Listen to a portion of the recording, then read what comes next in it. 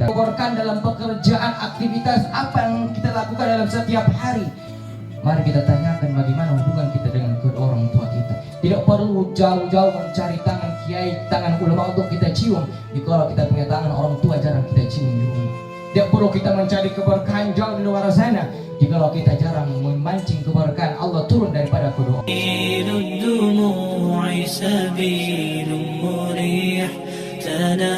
يا صاحي كي تستريح وبث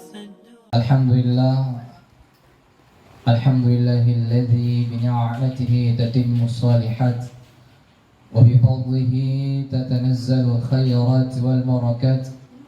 أشهد أن لا إله إلا الله وحده لا شريك له وأشهد أن سيدنا محمدا عبده ورسوله المبعوث رحمة للعالمين. اللهم صل وسلم وكرم وزد على حبيبنا وشفيعنا وقرة أعيننا سيدنا محمد وعلى آله وصحبه مصابيح الغرار. أما بعد. Alhamdulillah, puji syukur kita panjatkan kehadirat Allah Subhanahu wa taala yang di malam hari ini Allah kumpulkan nikmat-nikmatnya, nikmat kesehatan, kesempatan, iman dan Islam serta nikmat hidayah yang membuat langkah kaki kita ringan untuk hadir di tempat ini. Dan insyaallah kumpulnya kita malam hari ini kelak juga kita berkumpul di surga Allah Subhanahu wa taala. Amin ya rabbal alamin. Salawat beriring salam tanda cinta rindu kita, tanda keimanan kita kepada Nabi Muhammad sallallahu alaihi wasallam. Cinta kita, rindu kita senantiasa kita buktikan. Setiap didengarkan nama Nabi Muhammad, kita senantiasa bersalawat kepadanya. Nabi Muhammad, jangankan untuk mengikuti daripada sifat teladannya, menyebut, mendengarkan namanya saja sudah kita mendapatkan pahala. Bagaimana dalam kehidupan ini kita jadikan Nabi Muhammad sebagai imam kita, sebagai panutan kita, tentunya Allah akan turunkan keberkahan demi keberkahan dalam kehidupan ini. Alhamdulillah, malam hari ini kami melihat wajah-wajah semua bercahaya. Cahaya-cahaya ini insyaallah, cahaya ini akan bertahan. Cahaya ini menjadi bukti nanti di akhirat di padang mahsyar, menjadi cahaya yang pertanda daripada umat Nabi Muhammad sallallahu alaihi wasallam. Yang sama-sama kita hormati guru-guru kita, Ustaz Afdal Zainal, Ustaz Arianto Eskilat, serta ibu-ibu sekalian yang tidak dapat kami sebutkan satu persatu. Dari status-status FB, IG, Twitter, WhatsApp pada hari ini semua mengatakan bahwa hari ini adalah hari Ibu. Semua status berisi tentang hari Ibu, bahkan saya pun mengatakan status tadi.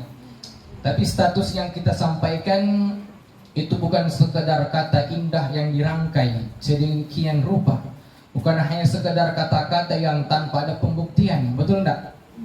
Berapa banyak anak-anak yang hari ini merangkai kata-kata namun minta kuota sama mamanya, masih minta kuota sama ibunya ya. Rajin rangkai kata-kata tapi tengah malam tidak bangun doakan ibunya. Sebenarnya yang perlu kita lakukan tidak perlu banyak merangkai kata, bangun di tengah malam. Di setiap sholat kita titipkan doa kepada kedua orang tua kita. Bahkan kata ulama, ketika ada seorang anak yang dalam sehari 5 kali dia tidak mendoakan ibunya, tidak mendoakan ayahnya, maka itu termasuk anak-anak yang durhaka kepada kedua orang tuanya. Ketika ada seorang anak dia rajin sholat 5 waktu, rajin beribadah kepada Allah, namun setelah dia melakukan ketaatan kepada Allah tidak dia selipkan doa kepada kedua orang tuanya, itu termasuk kezaliman seorang anak kepada orang tuanya. Dan dalam satu hari 5 waktu kita kerjakan sholat, maka minimal 1 waktu kali 5 kali kita doakan kedua orang tua kita. Rasulullah mengajarkan doanya sangat simpel. Allahumma ghfirli wa liwalidayya arhamhuma kama rabbayani shaghira. Maka bersyukurlah pada malam hari ini, pada saat ini, ibu-ibu yang telah menitipkan anak-anaknya di sekolah, telah menitipkan anaknya, telah memberikan anaknya pendidikan agama. Setiap hari mereka membacakan doa kepada kita semua. Namun bagaimana ketika ada anak yang kita biarkan dalam kehidupan ini tidak dididik dengan pendidikan agama, tidak dididik untuk mendoakan kita semua, apa yang ingin kita capai nanti di akhirat? Apa kata guru-guru kita bahwa anak itu adalah manifestasi terbaik orang tua di akhirat kelak. Namun apa kata Rasulullah SAW dalam hadis itu Pak, daripada 1400 tahun yang lalu kata Rasul bahwa akan ada orang tua seorang bapak dan seorang ibu yang ketika sudah dimasukkan ke dalam surganya Allah, mereka sudah masuk ke dalam surganya Allah, bertanya kepada para malaikat, malaikat menahan daripada orang tua itu. Apa kata malaikat? Ya Allah, jangan masukkan dia ke dalam surgamu ya Allah. Mengapa malaikat? Wahai malaikatku. Apa kata malaikat? Ya Allah, ini ada anaknya yang datang ya Allah. Mengapa anaknya? Datang anaknya mengatakan, ya Allah, memang saya punya ayah, saya punya ibu taat kepadamu ya Allah. Rajin 5 waktu ya Allah, rajin membaca Al-Quran, rajin berpuasa di bulan Ramadan, bahkan puasa Senin Kamis dikerjakan ya Allah. Namun ya Allah, saksikan ya Allah, selama hidup di dunia ya Allah, aku sebagai anak tidak pernah dibawa masuk ke dalam masjidmu ya Allah. Ya Allah, aku sebagai anak ya Allah tidak pernah dibawa untuk membaca Al-Quran ya Allah. Aku sebagai anak tidak pernah dibawa untuk masuk ke tempat-tempat pengajian ya Allah, untuk belajar membaca Al-Quran ya Allah. Bagaimana aku ingin dekat kepadamu ya Allah?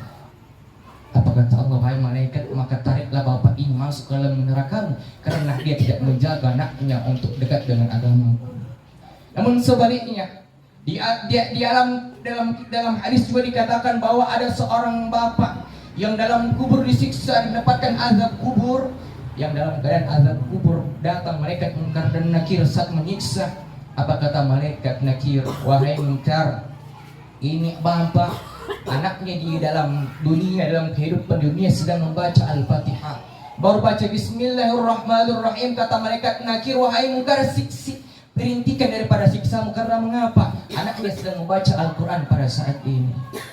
Maka bersyukurlah kita pada saat ini manifestasi anak-anak kita jaga dengan pendidikan agama. Maka tidak ada gunanya kita untuk mau berbakti kepada kedua orang tua. Makanya ada daripada tipe yang biasa kita lupa. Sering kita mengatakan bahwa bakti seorang anak kepada orang tua itu yang utama, namun kita lupa ada bakti kepada orang tua kepada anak. Kita mengatakan anak saya tidak mendengar, mari kita lihat bagaimana kita dahulu. Karena kenapa? Pasti apa yang kita lakukan itu juga yang akan dilihat oleh anak kita. Apa kata ulama? Bahwa anak itu adalah pencontoh atau penilai atau daripada pengikut kita yang paling dekat dengan kita. Apa yang orang tua katakan, apa yang orang tua lakukan, perbuatan orang tua akan dia ikuti, akan dia ciplak.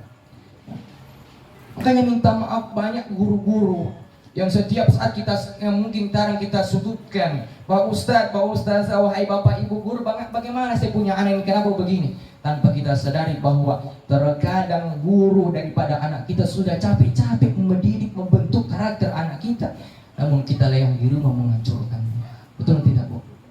Ya. Minta maaf, sekarang ini banyak sekali teknologi daripada media sosial yang ternyata membuat anak kita jauh daripada akhlak yang telah dicontohkan oleh Rasulullah SAW. Berbicara tentang bakti, berbicara tentang kedekatan kita kepada ayah dan terutama kepada ibu kita. Ini adalah hal-hal yang sangat perlu kita lakukan dalam kehidupan ini. Jika kita sudah berbicara tentang ibu terutamanya, maka pasti setiap anak dalam keadaan ibunya masih hidup ataupun yang sudah meninggal dunia pasti akan teringat sosok yang begitu dia sayangi. Ada suatu kisah yang sangat masyhur diceritakan oleh salah satu syekh yang bernama Syekh Muhammad, bahwa suatu ketika ada seorang pemuda yang membawa seorang ibu berobat ke seorang dokter. Lalu kemudian sampai di dalam ruangan dokter tersebut, maka kata anak, wahai dokter, aku minta tolong kepadamu, periksa saya punya ibu ini banyak penyakitnya. Ada penyakit yang dia derita yang membuat dia kesakitan dalam kehidupan ini. Maka kata dokter, kalau begitu ya saya periksa. Saat diperiksa ternyata ibu ini mengatakan sesuatu yang tidak normal, mengatakan sesuatu yang tidak lazim, mengatakan bahwa anak ini adalah anak yang gila, dan kemudian anaknya dia ludahi anaknya, dia caci anaknya, tapi anaknya tidak pernah membalas. Dia caci anaknya, dia katakan hal-hal sumpah serapah yang buruk, namun anaknya tidak mengatakan bahwa ibu juga seperti itu, tidak. Namun apa kata anaknya? Wahai ibu, engkau adalah ibuku. Apa kata dokter itu?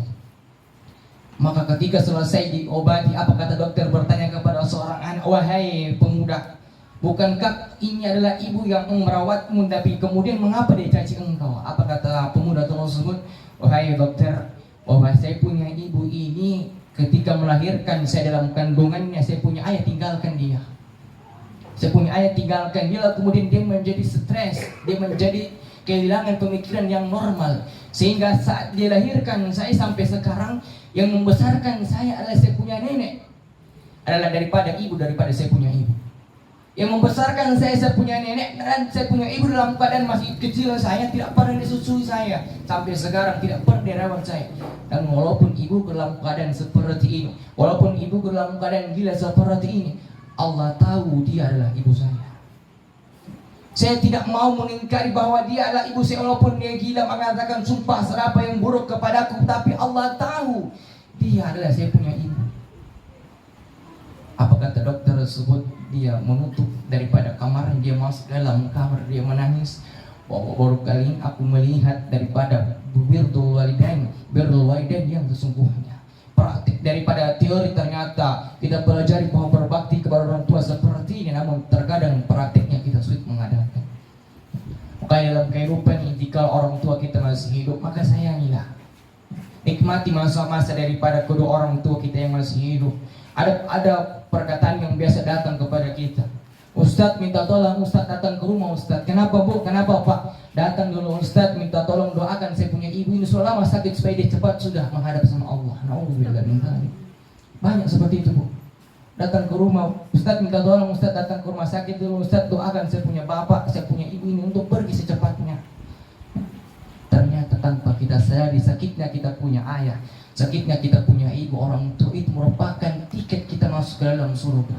Seorang ibu mampu menahan malunya untuk menyukseskan anaknya, untuk menyolkakan anaknya, untuk membanggakan anaknya. Namun dari kata para ulama, satu orang ibu mampu merawat 10 orang anak, namun 10 orang anak belum tentu mampu merawat satu orang ibu.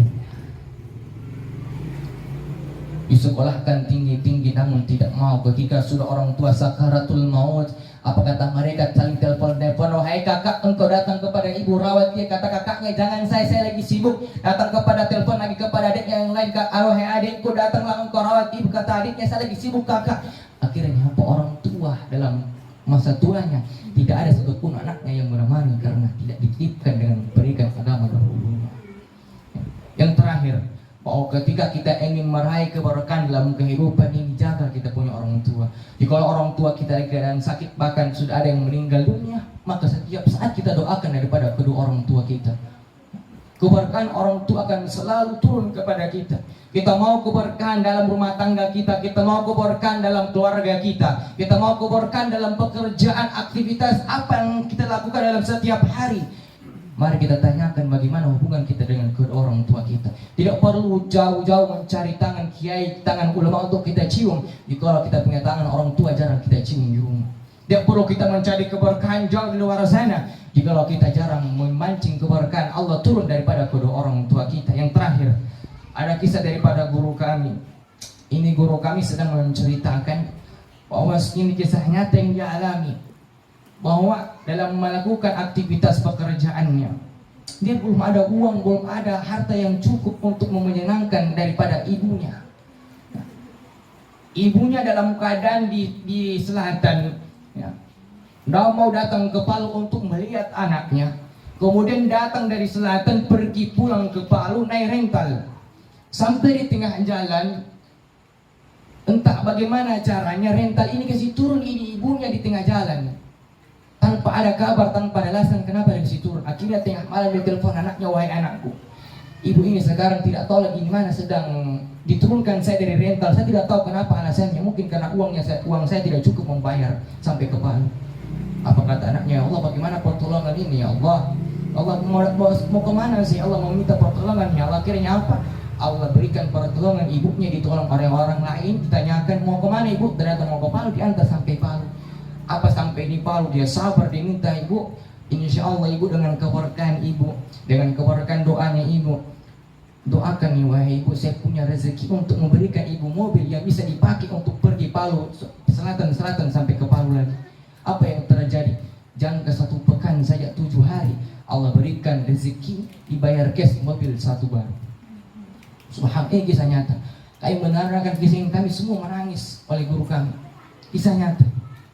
Apa yang terjadi kalau kita mau dilancarkan rezeki kita? Maka tanyakan bagaimana kita untuk menyenangkan kedua orang tua kita. Jika orang tua masih hidup, maka senangkan, berikan dia sesuatu yang membuat dia bahagia. Tanyakan apa yang mau kita berikan kepada ibu kita. Tanya dia, ibu mau apa, ibu minta apa, berikan. Selagi masih bisa berikan, maka berikan. Karena kenapa? Ketika penyesalan datang kepada kita semua, ketika orang tua kita tidak ada sudah, maka tidak akan ada yang bisa menggantikan daripada orang tua kita. InsyaAllah kita semua yang hadir pada malam hari termasuk anak-anak yang berbakti kepada kedua orang tua kita, anak-anak yang kelak dapat menarik kedua tangan orang tua kita masuk dalam surga Allah Subhanahu wa taala. Amin. Rabbal alamin. Sekian, wassalamualaikum warahmatullahi wabarakatuh.